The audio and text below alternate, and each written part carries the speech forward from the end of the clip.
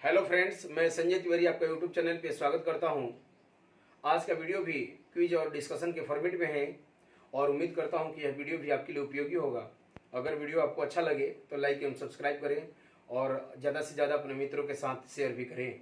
ठीक है, पहला क्वेश्चन देखा जाए। पहला क्वेश्चन है, पादप जगत का वर्गीकरण किसके द्वारा किया गया? पादप जगत या प्लांट किंगडम? पादप जगत कहें या plant kingdom? Plant kingdom plant kingdom का वर्गीकरण किसके द्वारा किया गया? ऑप्शन है ए एकलर के द्वारा, बी आर.एन. व्हिटेकर के द्वारा, सी कैरोलस लिनियस के द्वारा और ये है तीसरा ये डी है ये सभी। आपको ऑप्शन है ए एकलर के द्वारा, बी आर.एन. व्हिटेकर के द्वारा, सी कैरोलस लिनियस के द्वारा और डी ये सभी। तो इसमें आंसर है ए एकलर। एकलर ने पादप जगत या पौधे जगत को, पौधे के वर्ग को या प्लांट किंगडम को वर्गीकरण किया। और ये वर्गीकरण अगर आप देखेंगे, पौधों का वर्गीकरण एकलर ने किया। थोड़ा सा देखिएगा तो ये क्रिप्टोगैमस और फ्लेरोगैमस में या अपुष्पोद्भिद और ये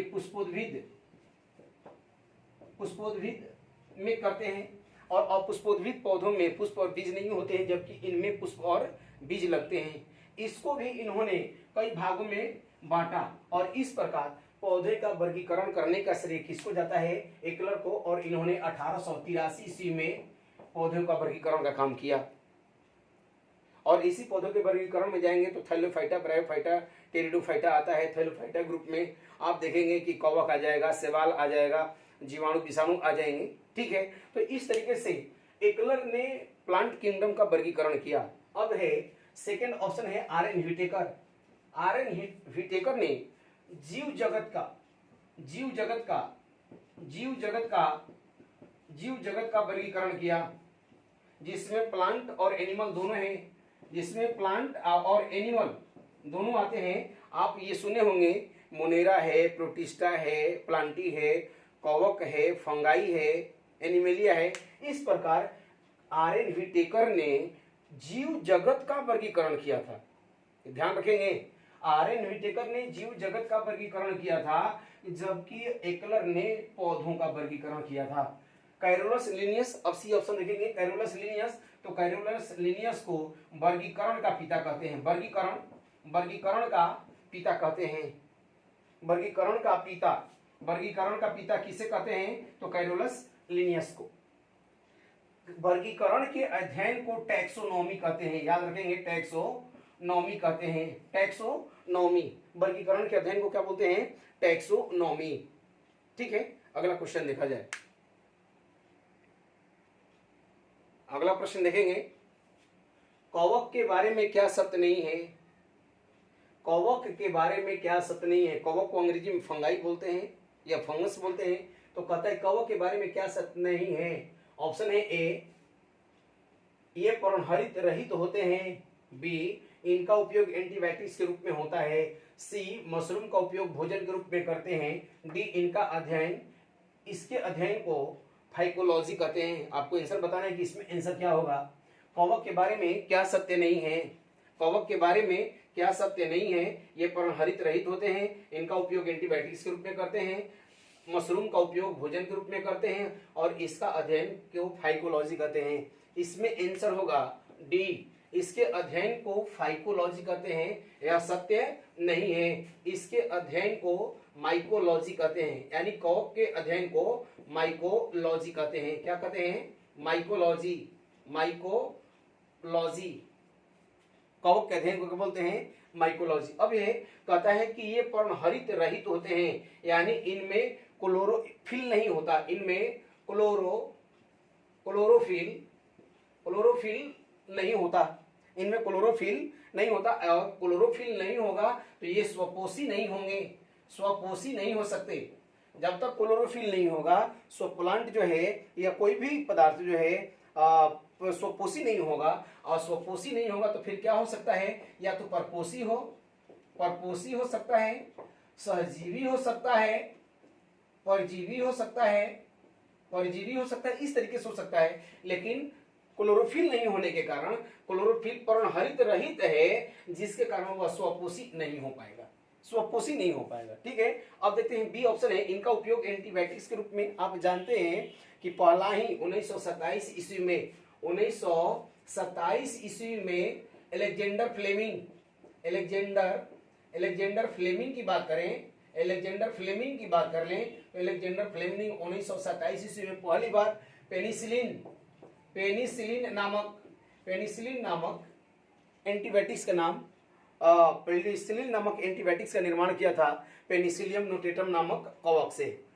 इसके अलावा टेरामाइसिन है, नियासिन है, बहुत सारी एंटीबायोटिक्स हैं जो कवकों के द्वारा इनका निर्माण होता है। अब है कि मशरूम का उपयोग हम भोजन के रूप में करते हैं, एकदम सही है। मशरूम का उपयोग आजकल तो ट्रेंड चला हुआ है कि मशरूम का सब्जी बनाया जाए, तो मशरूम का उपयोग भोजन के रूप में करते हैं। और जो मशरूम का उपयोग हम भोजन के रूप में करते हैं उसका नाम है मर्सिलिया एग्रिकस। मर्सिलिया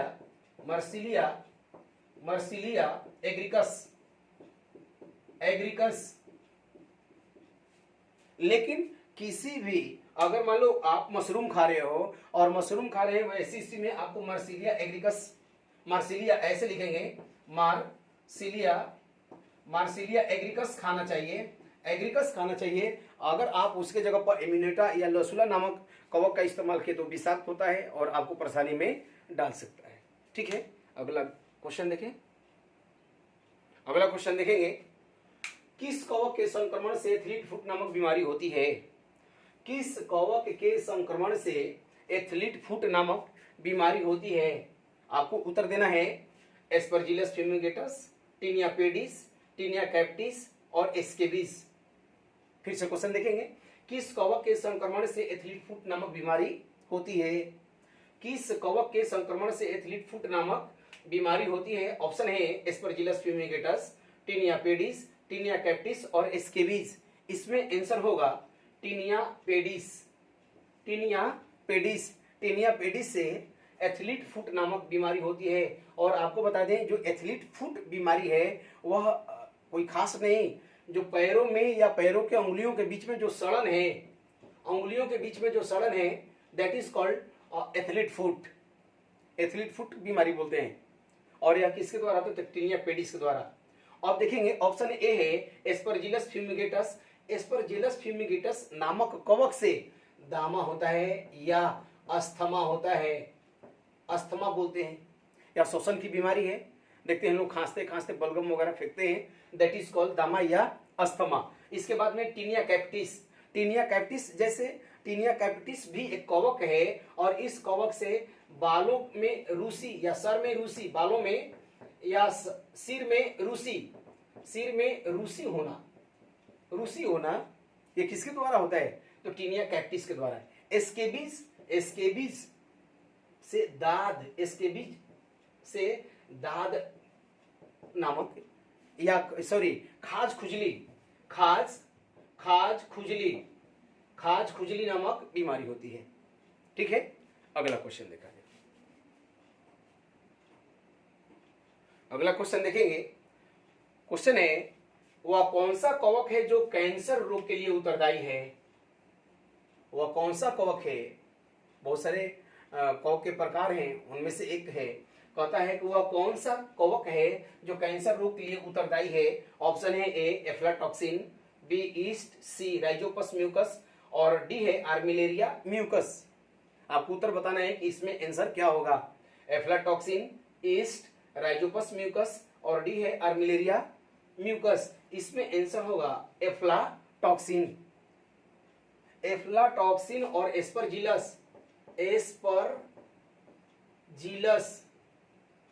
एस्परजिलस नामक जो दो कवक हैं, आपको बता दें एस्परजिलस और एफ्लाटॉक्सिन नामक जो दो कवक है यह कैंसर के लिए उत्तरदायी है, रिस्पॉन्सिबल होते हैं फॉर द कैंसर। और यह जो है यह रोग आप देखेंगे, यह जो कवक है प्याज और गन्ना, प्याज और मक्का के फसल में दिखाई पड़ते हैं। जैसे प्याज का आप सल्ब को हटाएंगे, छिलके को हटाएंगे तो उसमें काला काला मटेरियल मिलेगा, आपको काला काला पदार्थ मिलेगा, वह और कोई नहीं है, एफ्लाटॉक्सिन है या एस्परजिलस है। अगर उसको खाते हैं या मान लीजिए कि कभी कभी आप हटाते हैं मक्का को हटाते हैं, उसके छिलकों को या सल को हटाते हैं, तो वहाँ पर देखेंगे काला काला मिलता है, तो ये एफ्लाटॉक्सिन हो सकता है या एस्परजिलस होता है। अगर हम खाएंगे तो आगे चल करके कैंसर होने की संभावना बढ़ जाती है। अब देखेंगे ऑप्शन है बी ईस्ट। ईस्ट जो है नामक कवक हमारे लिए लाभदायक है। और आपको बता दें डबल रोटी उद्योग की बात करें, पाव रोटी उद्योग की बात करें, ठीक है, या बेकरी उद्योग की बात करें, जलेबी बनाने की बात करें, या फिर शराब इंडस्ट्रीज की बात करें, इन सब में ईस्ट नामक कवक का उपयोग किया जाता है। और ईस्ट को जब हम जलेबी या पाव रोटी के आटों में डालते हैं या मैदा में डालते हैं, तो यह ईस्ट नामक जो ईस्ट हम डालते हैं, ईस्ट नामक कवक यह गुणन करने लगता है और वह जो है धीरे धीरे फैलने लगता है, और फैलने के कारण जो है वो स्पंजी होगा और खाद्य पदार्थ जो है मुलायम होने लगता है। तो ईस्ट जो है, ईस्ट नामक कवक हमारे लिए क्या है, बेनिफिशियल है या लाभकारी है। अब देखेंगे राइजोपस म्यूकस। ये राइजोपस म्यूकस जो आप देख रहे हैं, यह कवक का नाम है, और यह कवक जो है हमारे भोज्य पदार्थों को इन्फेक्ट करता है, भोज्य पदार्थों को इन्फेक्ट करता है, या फिर कह दें अचार, मुरब्बा आदि को इन्फेक्ट करता है। कौन? Rhizopus mucus. आप देखते होंगे कि हम लोग जानते हैं भुअरी लगना, खाने पर भुअरी लग गया, भुअरी छाप लेना, यह राइजोपस म्यूकस है। फिर देखेंगे आर्मिलेरिया म्यूकस। यह आर्मिलेरिया म्यूकस भी एक प्रकार का कवक है जो इमारती लकड़ियों पर लगते हैं, इमारती लकड़ियों पर लगते हैं। कौन? आर्मिलेरिया म्यूकस। याद रखेंगे आर्मिलेरिया को, राइजोपस, ईस्ट और एफ्लाटॉक्सिन को। ठीक है, अगला क्वेश्चन देखा जाए। अगला प्रश्न है, किस शैवाल का उपयोग भारत में भोजन के रूप में किया जाता है?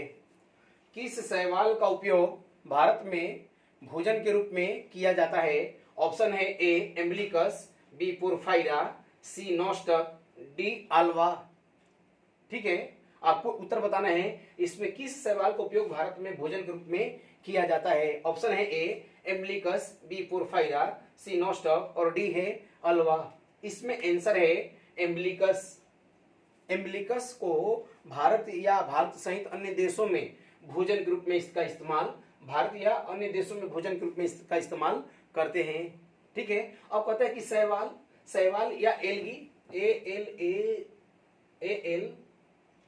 ALGAE, एल्गी जो है, एल्गी शैवाल, आप जानते हैं कि यह भी एक थाइलोफाइटा प्लांट है जो स्वच्छ जल प्लस समुद्री जल दोनों जगहों पर मिलता है, समुद्री जल दोनों ही जगहों पर मिलता है। इसमें खासियत यह है कि इसमें पर्णहरित पाया जाता है, पर्णहरित होता है, और पर्णहरित होने के कारण यह स्वपोषी होता है।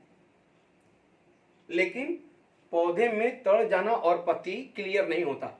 शैवाल में पत्ती, जड़ और तना क्लियर नहीं होता। याद रखेंगे, पर्णहरित होता है, कवक पर्णहरित नहीं होता, लेकिन शैवाल या एल्गी पर्णहरित होता है। और शैवाल के अध्ययन को आप पीछे भी बताए फाइकोलॉजी कहते हैं। शैवाल के अध्ययन को क्या बोलते हैं? फाइकोलॉजी बोलते हैं। अब है कि एम्बलिकस नामक शैवाल जो है भारत या उसके अन्य देशों में खाए जाते हैं, भारत या उसके पड़ोसी देशों में खाए जाते हैं। पोरफाइरा को जापान में लोग खाते हैं, जापान के लोग पोरफाइरा को खाते हैं। नॉस्टक को चीन के लोग खाते हैं, जबकि अल्वा को समुद्री सलाद के रूप में जाना जाता है, या समुद्री सलाद कहा जाता है। किसको? अल्वा को। ठीक है, अगला क्वेश्चन देखेंगे।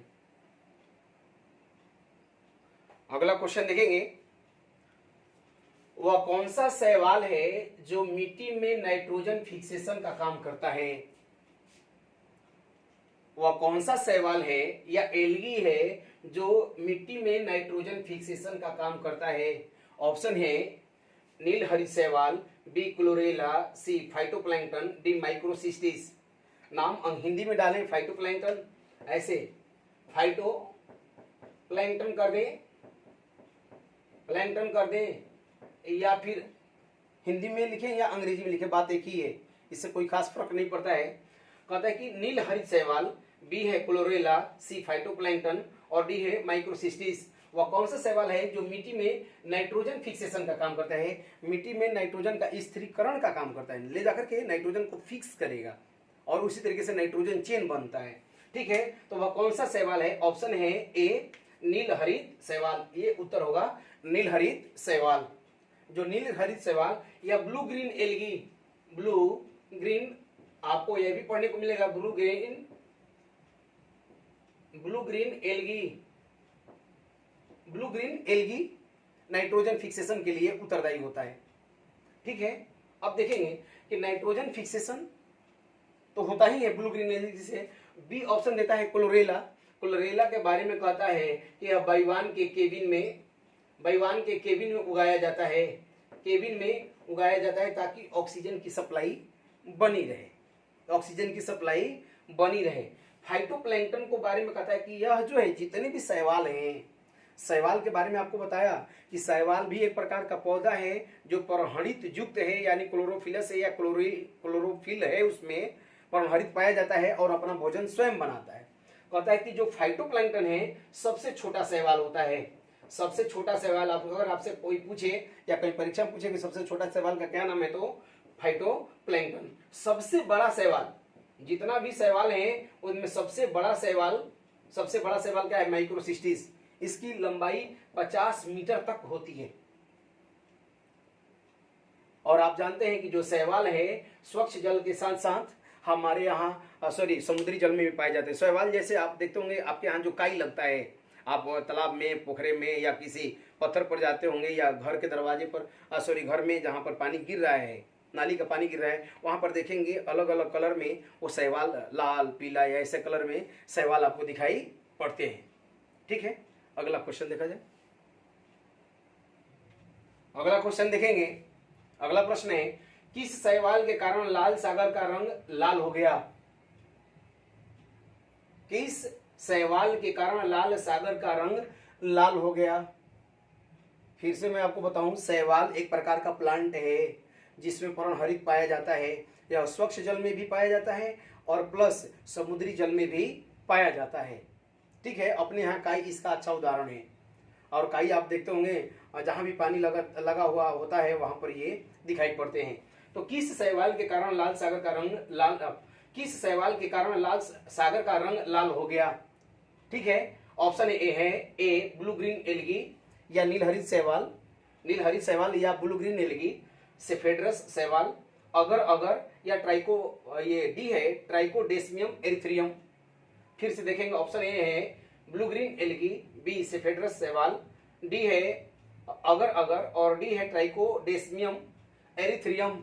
इसमें आंसर है ट्राइकोडेस्मियम एरिथ्रियम नामक जो शैवाल है लाल कलर का होता है, जिसके कारण लाल सागर जो है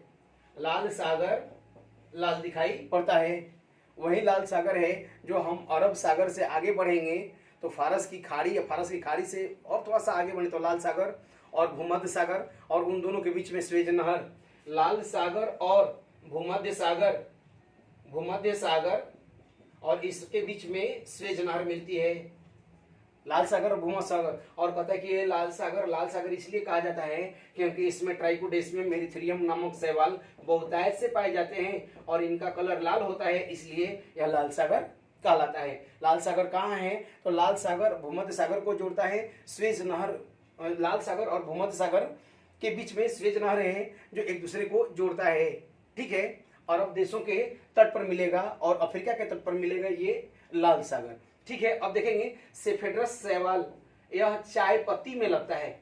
चाय पत्ती को प्रभावित करने वाला जो शैवाल है सेफेड्रस शैवाल बोलते हैं। मतलब चाय पत्ती का रेड रस्ट होता है, रेड रस्ट नामक रोग पैदा करता है सेफेड्रस शैवाल। अगर जो शैवाल है आपको बता दें यह कृत्रिम रेशे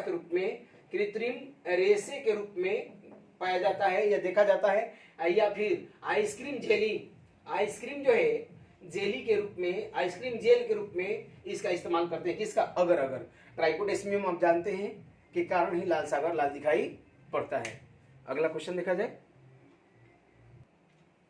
अगला क्वेश्चन देखेंगे, वायरस के बारे में क्या सत्य नहीं है? क्वेश्चन है वायरस के बारे में क्या सत्य नहीं है? ऑप्शन दिया है, यह एक अकोशिकीय जीव है, बी है इसकी खोज लीवेनहॉक के द्वारा, सी ये मुख्यतः प्रोटीन के बने होते हैं, और डी वायरस में डीएनए और आरएनए होते हैं। आपको उत्तर बताना है इसमें आंसर क्या होगा। वायरस के बारे में क्या सत्य नहीं है? एक ए है, यह एक अकोशिकीय जीव है। बी इसकी खोज ल्यूवेन हॉक के द्वारा किया गया, ये मुख्यतः प्रोटीन के बने होते हैं, और डी वायरस में डीएनए और आरएनए होता है। इसमें उत्तर होगा बी इसकी खोज ल्यूवेन हॉक के द्वारा किया गया। यह गलत है, यह सत्य नहीं है। इसकी खोज किसके द्वारा? इवानोस्की के द्वारा किया गया। इवानोस्की के द्वारा किया गया। इसकी खोज किसके द्वारा किया गया? इवानोस्की के द्वारा।